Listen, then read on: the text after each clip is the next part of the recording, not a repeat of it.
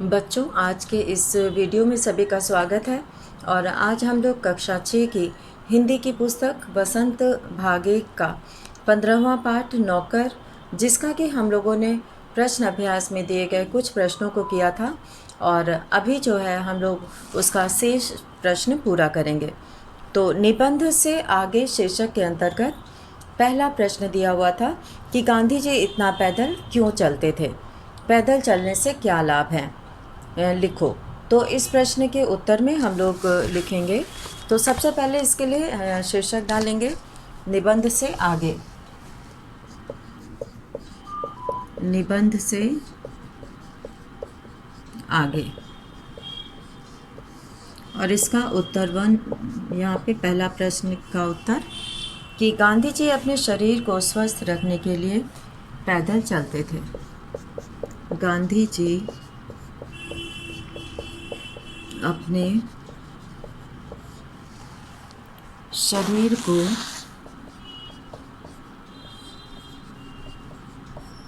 स्वस्थ रखने के लिए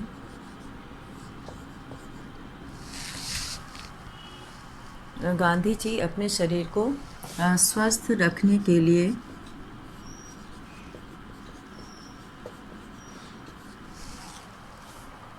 पैदल चलते थे।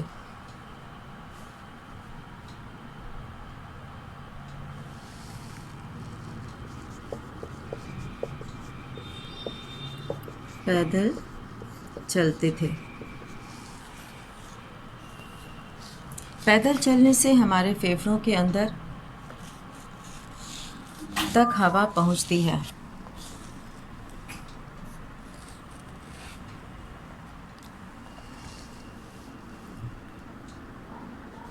इससे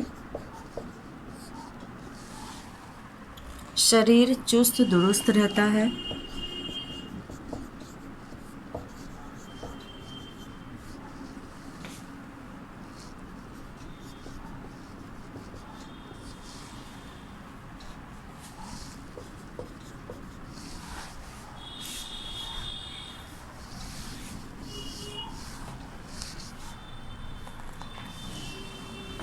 इससे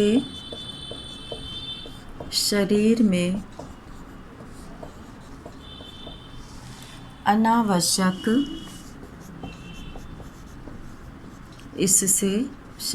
अनावश्यक चर्बी भी नहीं बढ़ती।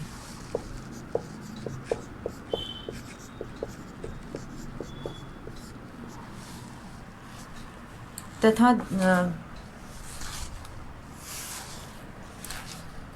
पैर की हड्डियों और मांसपेशियों को मजबूती मिलती है।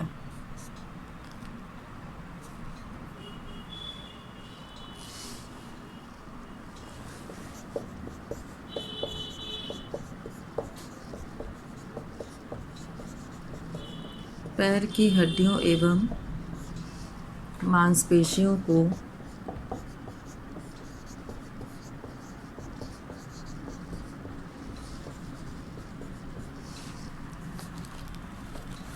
मजबूती मिलती है।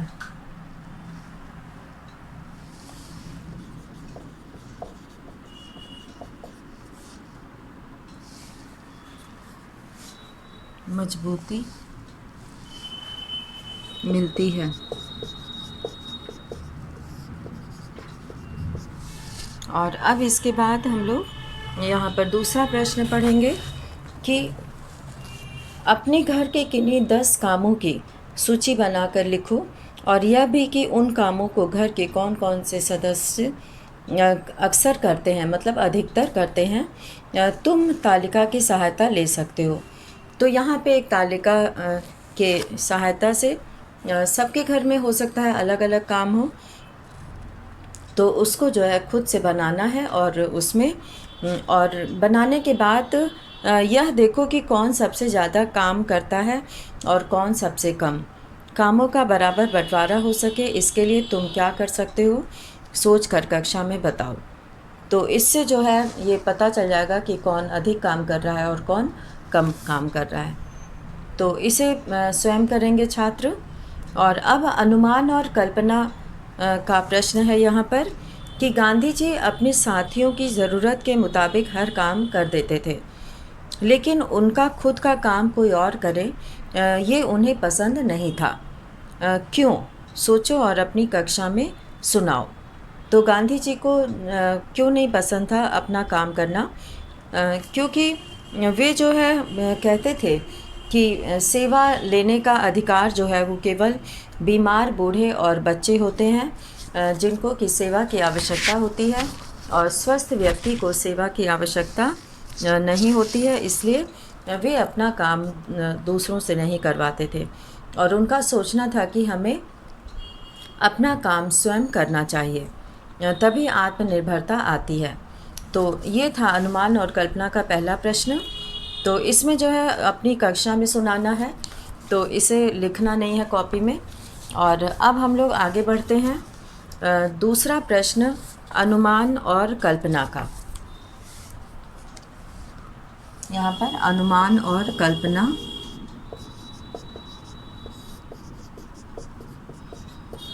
पहला तो सुनाना है और दूसरा हम लोग उत्तर, यहाँ पे दूसरे का उत्तर हम लोग लिखेंगे। तो पहले देखते हैं कि इसमें प्रश्न क्या है। तो सबसे पहले हम लोग यहाँ पर देखेंगे कि नौकरों को हमें वेतनभोगी मजदूर नहीं, अपने भाई के समान मानना चाहिए। इसमें कुछ कठिनाई हो सकती है, फिर भी हमारी कोशिश सर्वथा निष्फल नहीं जाएगी। गांधी जी ऐसा क्यों कहते होंगे? तर्क के साथ समझाओ। तो यहाँ पर हम लोग इस प्रश्न का उत्तर लिखेंगे कि गांधी जी के अनुसार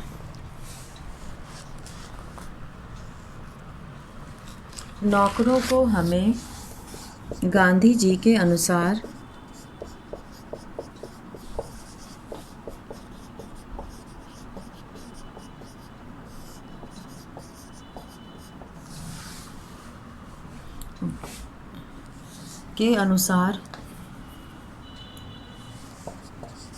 नौकरों को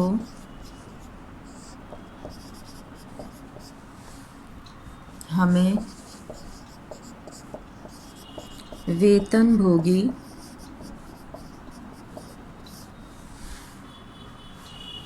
मजदूर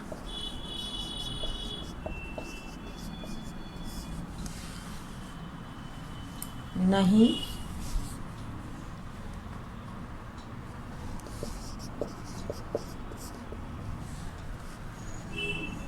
नौकरों को हमें वेतन भोगी मजदूर नहीं, अपने भाई के समान समझना चाहिए। अपने भाई के समान समझना चाहिए।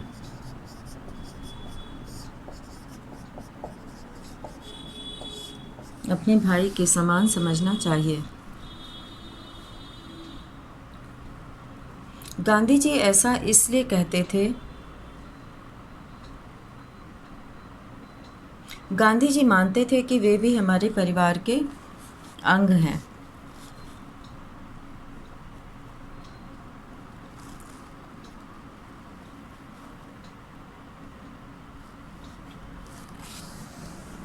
वे ऐसा इसलिए कहते थे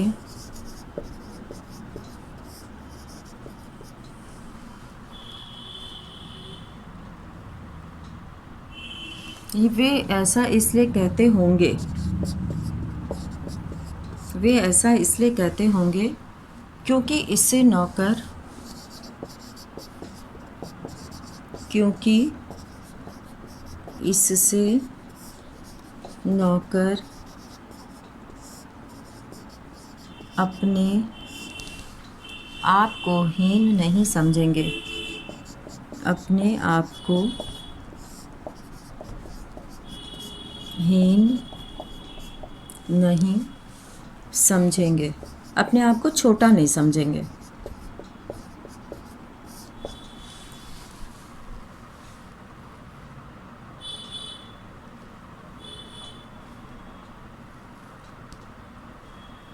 भाई मानने पर वे अधिक लगन के साथ काम करेंगे। भाई मानने पर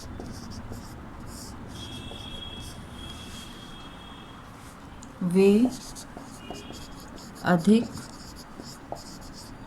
लगन के साथ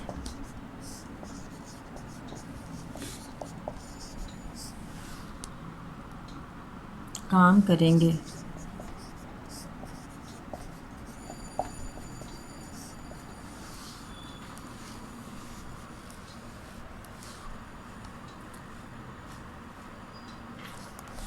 तो ये है कि गांधी जी की सोच कि हमें उनके साथ कैसा व्यवहार करना चाहिए।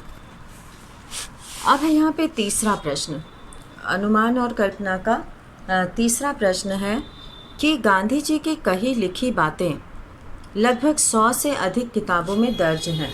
यानी कि गांधी जी की लिखी हुई जो बात है उस पर बहुत सारी किताबें लिखी गई हैं। घर के काम, बीमारों की सेवा, आगंतुकों से बातचीत आदि ढेरों काम करने के बाद गांधी जी को लिखने का समय कब मिलता होगा, उनको लिखने का समय कब मिलता होगा, गांधी जी का एक दिन कैसे गुजरता होगा, इस पर अपनी कल्पना से लिखो।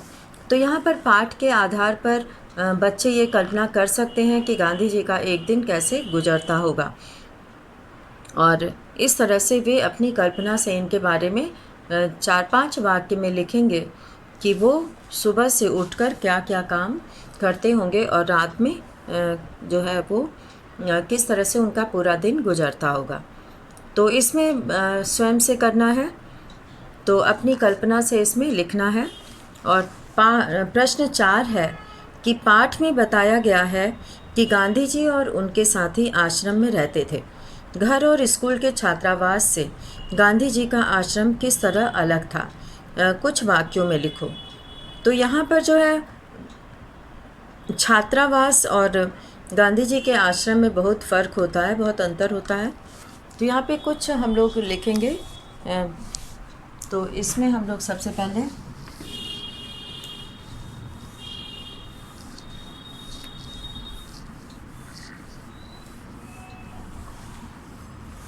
अब इसका दूसरा प्रश्न यहाँ लिखा है और तीसरा प्रश्न स्वयं करेंगे छात्र, और उत्तर 4 हम लोग यहाँ पर लिखेंगे। अब उत्तर 3 जो है, प्रश्न 3 छात्र स्वयं करेंगे, ये हम बता दिए हैं तो इसको। और उत्तर 4 में आश्रम में स्वतंत्रता सेनानी, देश तथा समाज के सेवक और उनके परिवार के कुछ सदस्य रहा करते थे।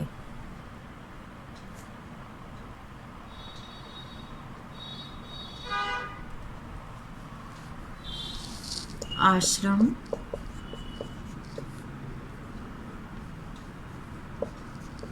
वह स्थान होता है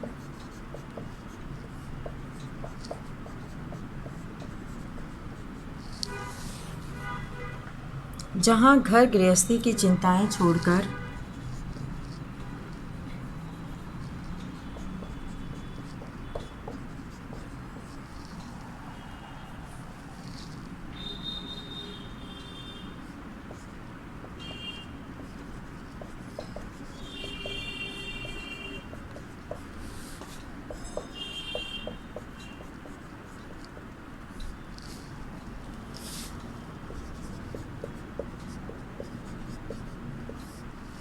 जहाँ घर गृहस्थी की चिंताएं छोड़कर व्यक्ति सामूहिक रूप से रहते हैं।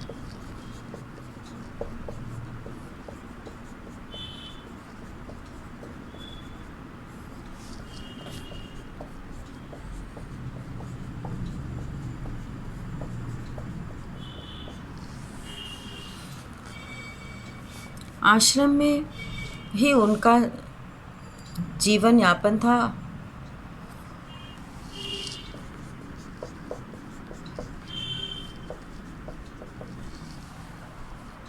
आश्रम में आटा पीसने से लेकर सब्जियां उगाने तक का काम होता था।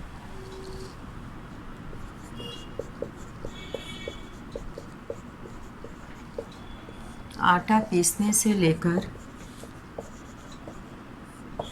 सब्जियां उगाने तक का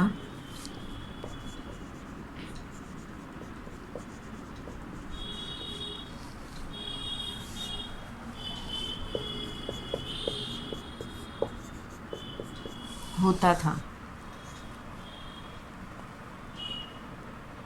स्कूल के छात्रावास में केवल छात्र रहते हैं।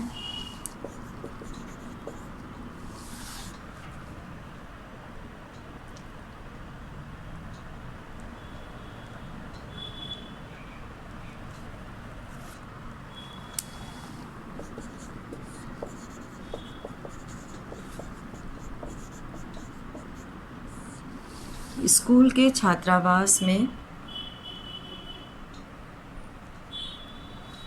केवल छात्र रहते हैं।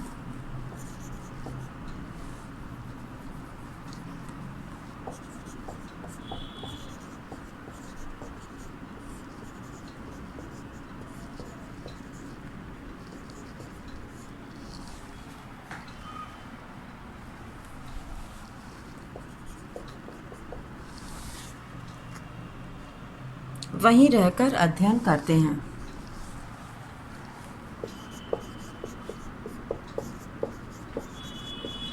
वहीं रहकर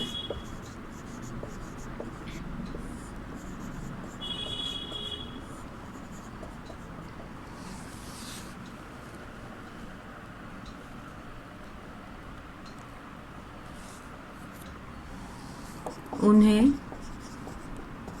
अन्य किसी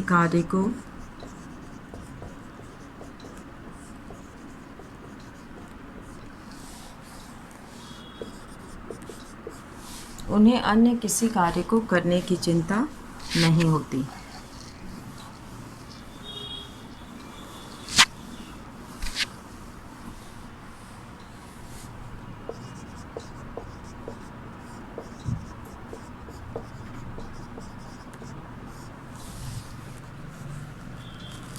करने की चिंता, उन्हें अन्य किसी कार्य को करने की चिंता नहीं होती।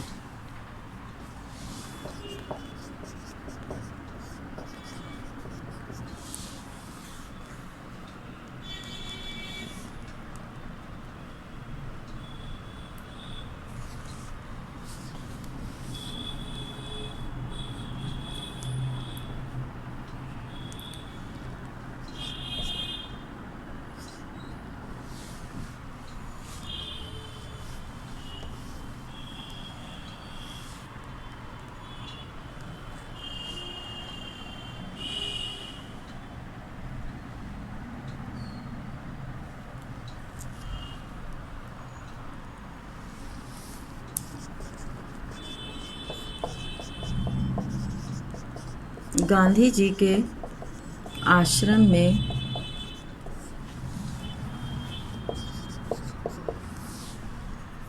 स्वतंत्रता सेनानी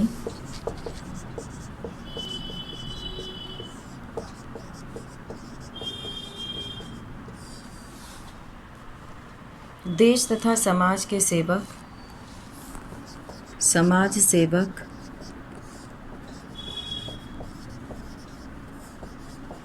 तथा उनके परिवार के कुछ सदस्य रहा करते थे।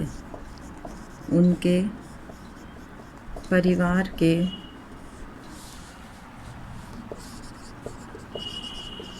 कुछ सदस्य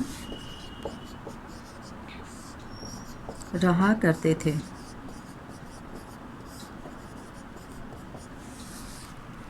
तो इस तरह से गांधी जी के आश्रम और छात्रावास में अंतर था।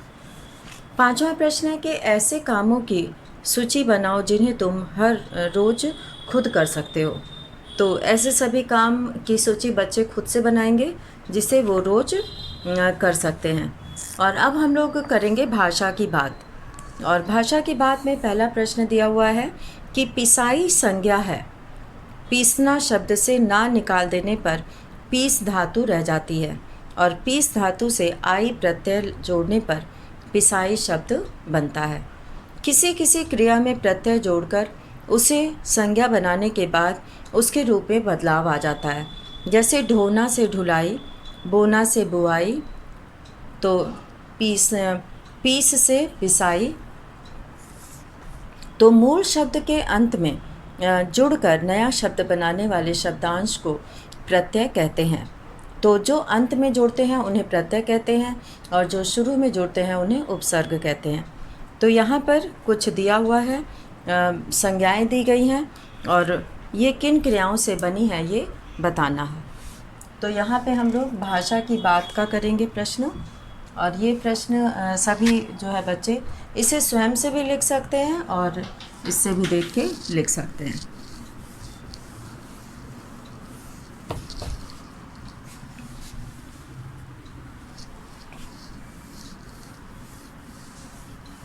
और अब हम लोग यहाँ पर शीर्षक डालेंगे भाषा की बात।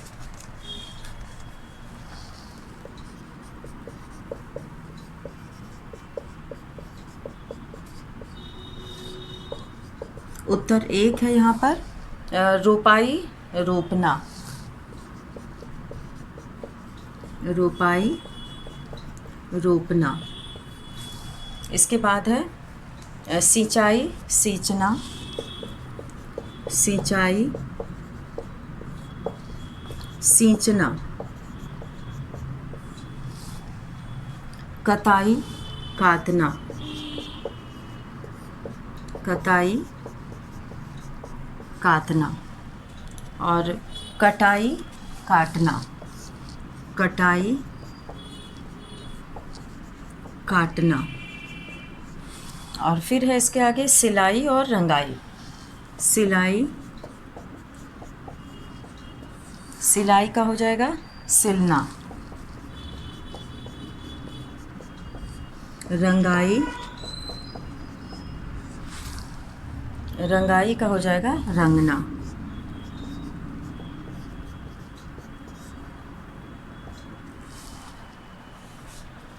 तो ये है पहले का क, पहले के भाषा की बात का। तो ये बना है यहाँ पे रूप इसका। और अब है ख, हर काम धंधे के क्षेत्र की अपनी कुछ अलग भाषा और शब्द भंडार भी होते हैं। ऊपर लिखे शब्दों का संबंध दो अलग अलग कामों से है। पहचानो कि दिए गए शब्दों के संबंध किन किन कामों से हैं। जैसे रोपाई, सिंचाई, कटाई कृषि क्षेत्र के काम हैं। तो यहाँ पर हम लोग लिखेंगे कि कौन से काम किस क्षेत्र से संबंधित हैं। और उसके बाद फिर यहाँ पर हम लोग ख करेंगे। तो ख में जो है यहाँ हम लोग लिखेंगे कि रोपाई, सिंचाई और कटाई, रोपाई, सिंचाई और कटाई कृषि क्षेत्र के काम हैं।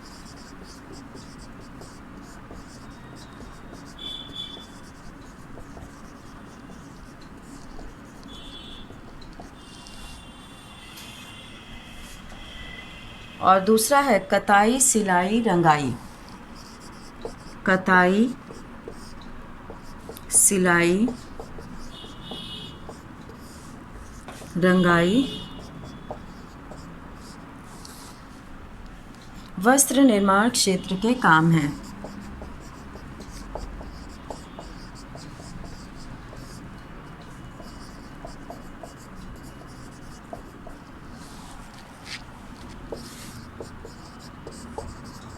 कपड़े बनाने में इनका प्रयोग होता है। तो यहाँ पर ये दो उसमें लिखा गया है। और अब हम लोग अगला प्रश्न यहाँ पर पढ़ेंगे। जो तीसरा प्रश्न दिया हुआ है उस प्रश्न में यहाँ पे ये लिखा है कि दूसरे का क कि तुमने कपड़ों को सिलते हुए देखा होगा। नीचे इस काम से जुड़े हुए कुछ शब्द दिए गए हैं। आसपास के बड़ों से या दर्जी से इन शब्दों के बारे में पूछो और इन शब्दों को कुछ वाक्यों में समझाओ। तो यहाँ पे तुरपाई, बखिया, कच्ची सिलाई, चोर सिलाई, ये सभी जो है इसमें लिखना है। तो यहाँ पे हम लोग सभी बच्चे इसे खुद से करेंगे। तुरपाई कहते हैं, हाथ से सिलाई करने को तुरपाई कहते हैं। बखिया मशीन से जो सिलाई की जाती है उसे बखिया कहते हैं। और कच्ची सिलाई वह सिलाई जो पक्की सिलाई करने के बाद हटा दी जाए, वो कच्ची सिलाई होती है। और चोर सिलाई जो बाहर से दिखाई न दे, यानी कि उल्टी तरफ से एक बार सीधी तरफ से सिलने के बाद फिर उसे उल्टा करके सिला जाता है। और ख है, नीचे लिखे गए शब्द पाठ से लिए गए हैं, इन्हें पाठ में खोजकर बताओ कि ये स्त्रीलिंग है या पुल्लिंग है। तो इसको हम लोग करेंगे यहाँ पर। तो सबसे पहले हम लोग यहाँ ख वाला करेंगे, दूसरे का ख, उत्तर 2 इसका ख करेंगे। पहला तो समझना था। और यहाँ पे हम लोग इसको लिखेंगे कि स्त्रीलिंग शब्द कौन से हैं और पुल्लिंग, यहाँ पर पुल्लिंग शब्द कौन से हैं। तो स्त्रीलिंग शब्द में है कालिक,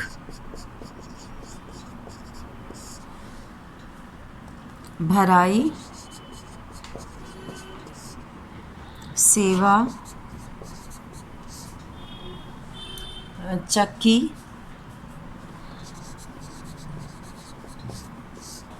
सेवा, चक्की और रोशनी, ये सब स्त्रीलिंग के शब्द हैं। और अब है यहाँ पे पतीला पुल्लिंग है, पतीला पुल्लिंग है। भराई होती है, तालाब की भराई होती है, सेवा की जाती है और चक्की चलती है और रोशनी होती है। तो ये सारी चीज़ें जो है वो स्त्रीलिंग के हैं। और पतीला गर्म होता है, पतीले में खाना बनता है, तो वो ता लगने से वो पुल्लिंग है। और कुछ करने के लिए यहाँ दिया हुआ है, श्रम के महत्व पर एक अनुच्छेद लिखें, अपने घर के कार्यों में माँ का हाथ बटाओ और एक चार्ट तैयार करो, हल जोतता किसान तथा खेतों में काम करते श्रमिक का चित्र बनाओ। तो ये जो है कुछ करने के लिए दिया गया है। तो ये इस पाठ में हम लोगों ने देखा कि किस तरह से गांधी जी बहुत सारे कामों को खुद किया करते थे और वो दूसरों को भी काम करके बताते थे और उसे प्रेरित करते थे काम करने के लिए। उनके आश्रम में सभी को काम करना होता था और सभी अपना बिस्तर खुद से हटाते थे, रखते थे। और बहुत सारे ऐसे उदाहरण हैं जिनसे ये पता चलता है कि गांधी जी जो है वो उनके काम करने और कराने का तरीका बिल्कुल अलग था। और वे बहुत सारे काम जो है वो स्वयं करते देखकर बहुत सारे लोग काम करने लगते थे, मना नहीं कर पाते थे। और वे नौकर को अपने भाई के समान मानते थे, क्योंकि वो ऐसा करने से उनके अंदर हीन भावना नहीं आती है और वे और अधिक खुश होकर काम करते हैं। गांधी जी पैदल चलने के लिए बहुत प्रसिद्ध थे और वो बहुत तेज़ गति के साथ चलते थे, इसीलिए वो जो है बहुत ही स्वस्थ थे और उनके अंदर जो है अनावश्यक चर्बी नहीं थी और वो जो है उनके अंदर जो है क्रियाशीलता बनी रहती थी। और बहुत सारे ऐसे इसमें प्रश्न हैं जिसमें बच्चों को करने के लिए है कि इसमें किस तरह से बच्चे जो है ध्यान देंगे कि उनके घर में लोग काम करने वाले कितने लोग हैं और कौन क्या क्या काम करता है और कौन अधिक काम करता है और कौन कम काम करता है, जिससे कि काम का बंटवारा बराबर हो सके। तो यहाँ पर जो है और बच्चों को एक प्रश्न दिया गया है जिसमें घर के ऐसे कामों की सूची बनाना है जिससे वे स्वयं कर सकते हैं, जैसे सब्जी लाना, काटना और कमरे की सफाई करना, चीज़ों को व्यवस्थित करना, अपने बर्तन धोना, अपने जूते पॉलिश करना और दूध लाना, माँ के काम में मदद करना, बाज़ार से सामान लाने का काम। तो ये कुछ काम है जिसे बच्चे स्वयं कर सकते हैं।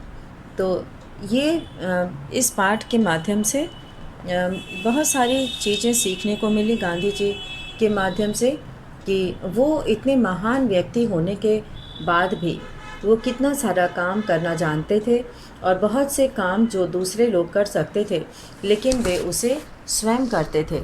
तो इस तरह से गांधी जी जो है उनका मानना था कि हम चाहे जितने भी पढ़े लिखे हो जाएं, जितने भी शिक्षित हो जाएं, लेकिन हमें अपना काम खुद से करना चाहिए और सेवा की ज़रूरत बीमार, बूढ़े और बच्चे को होती है। तो जो स्वस्थ हैं उनको सेवा की ज़रूरत नहीं होती है।